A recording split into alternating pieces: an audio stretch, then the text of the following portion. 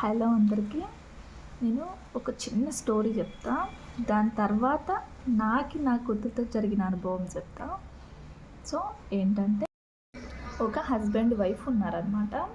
వాళ్ళు ఒక కామన్గా కూర్చొని మాట్లాడుకుంటూ ఉన్నారు. మాట్లాడే టైంలో అంటే షీఈస్ ప్రెగ్నెంట్ అనమాట. తను ప్రెగ్నెంట్ ఉంటుంది. సో వాళ్ళు ఎవరికైనా అంతే కదా, ఫ్యూచర్ వాళ్ళ బేబీ ఎలా ఉండాలి ఏంటి అని బేబీ గురించే వస్తుంది మ్యాక్సిమం ప్రెగ్నెంట్ లేడీ అంటే. సో అలా మాట్లాడుకుంటూ వాళ్ళు ఆ అమ్మాయి అడుగుతుంది, నీకు అబ్బాయి కావాలా అమ్మాయి కావాలా అని. సో ఆ అమ్మాయి అడుగుతుంది అనమాట, మీకు బాయ్ కావాలా గర్ల్ కావాలా అంటే, మీకు అమ్మాయి కావాలా అబ్బాయి కావాలా అని తను అడుగుతుంది. నాకు ఎవరైనా ఓకే, మనకేం ప్రాబ్లము, ఎవరైనా ఓకే అని చెప్తాడు. అయితే సరే బాయ్ పుడితే నువ్వు ఎలా చూసుకుంటావు, గర్ల్ పుడితే ఎలా చూసుకుంటావు అని, ఒకవేళ బాయ్ పుడితే అన్న క్వశ్చన్ మార్క్ ఆ అమ్మాయి అడుగుతుంది తనని. వాళ్ళ హస్బెండ్ అడిగితే అప్పుడు చెప్తాడు, బాయ్ పుడితే ఫస్ట్ వాడికి ఎలా మాట్లాడాలి, ఎలా పద్ధతిగా మాట్లాడాలి, పెద్దవారిని ఎలా గౌరవించాలి అలా నేర్పించి పెంచుతాను అంటాడు.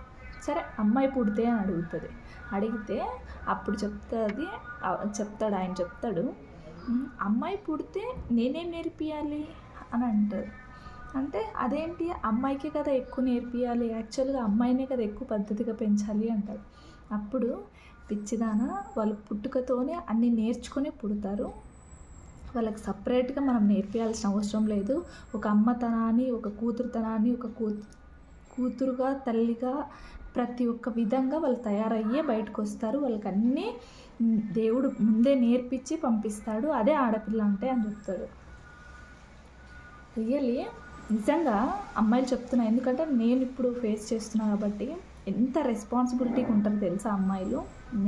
రియల్గా నేను చెప్తున్నా, ఎందుకంటే నా కూతురుతో నేను ఫేస్ చేసిన ఒక ఇన్సిడెంట్ అనమాట. దాన్ని చూసాక ఇది కరెక్ట్ అనిపించింది నాకు.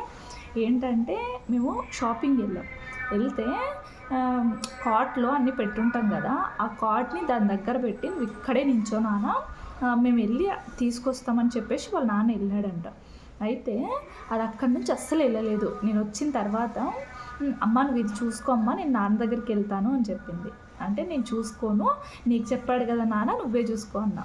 అంటే అది నేను వదిలేసి వెళ్ళిపోయినా కదా, అది కూడా వదిలేసి వెళ్ళిపోవచ్చు కదా, కానీ అది వెళ్ళలేదన్నమాట.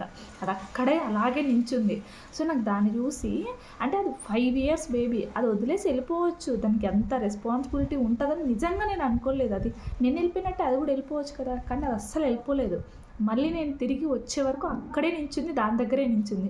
అంటే తనకిచ్చిన బాధ్యతని ఎంత కరెక్ట్గా చేసిందో. నిజంగా నాకు ఆ విషయంలో మేము నైట్ వచ్చిన తర్వాత అదే డిస్కషన్ చేసుకున్నాం. అసలు నిజంగా ఖచ్చితంగా ఇంట్లో ఒక ఆడపిల్ల ఉండాలి, బాధ్యతలన్నీ తెలిసి ఎంత మంచిగా వాళ్ళు మనల్ని మారుస్తారు నిజంగా అనిపించింది.